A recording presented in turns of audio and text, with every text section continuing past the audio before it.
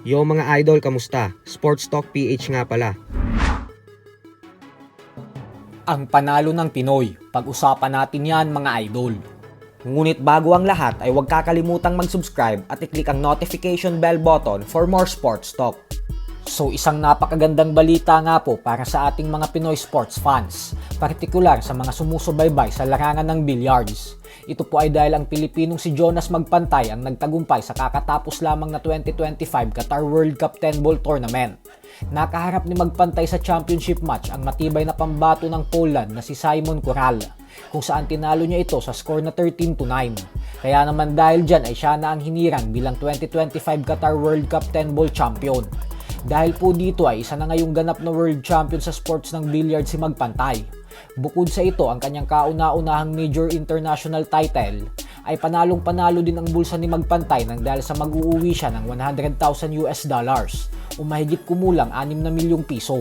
Kaya naman napakalaking karangalan po ng dalang ito ni Magpantay para sa ating bansang Pilipinas. Labis naman ang tuwa ng kapwa niya world champion na si Carlo Biado matapos itong sabihin na natupad daw ang pangarap niya na Pinoy ang mag-world champion sa major tournament na ito. Sa kabilang banda naman mga idol ay alam nga po nating lahat na ang ating pambato na si former 3 Division Champion Angas ng Pinas General Casimero ang nagpasimuno sa bansag kay Japanese monster na Oya Inoue bilang isang Japanese turtle. Sinimulan po ni Casimero na tawaging pagong si Inoue noong mga panahon na pareho pa silang kampyon at panay ang paghahamon niya kay Inoue. Hindi naman naitago ni Inoue ang kanyang pagkakaasar sa tawag na ito sa kanya ni Casimero dati, dahil mismong si Inoue na ang nagsabi na napakabastos daw ni Casimero at wala daw itong respeto para tawagin siyang Japanese turtle. Subalit ngayon nga po ay tila nabaliktad na ang sitwasyon, dahil matapos matalo ni Casimero sa hindi inaasahang pagkakataon sa kamay ng underdog na si Kyonosuke Kameda, ay siya naman ngayon ang tinatawag ng mga Japanese boxing fans na pagong sa social media.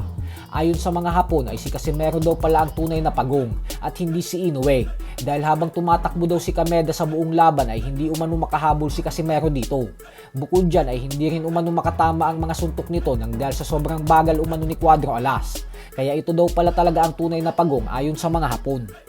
Samantala, ibinalita naman nga po ng The Ring Magazine kahapon lamang na halos kasado na umano ang bigating world title fight sa pagitan ng current WBC welterweight champion Mario Barrios at ng knockout artist na si Ryan Garcia, kung saan fina-finalize na daw ang negosasyon ng dalawa para sa unang bahagi ng taong 2026.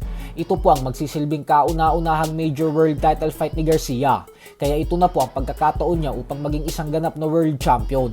Patungkol naman sa alok ni Jake Paul kay Garcia na palitan si Tank Davis bilang kalaban niya sa susunod na linggo nang dahil sa mga kasong kinakaharap ni Davis ngayon sa labas ng boxing, ay sinabi na po kahapon lamang ni Oscar De La Hoya na hindi daw pwedeng lumaban si Garcia kay Jake Paul nang dahil sa kontrata nito sa Golden Boy Promotions at sa TV network na DAZN.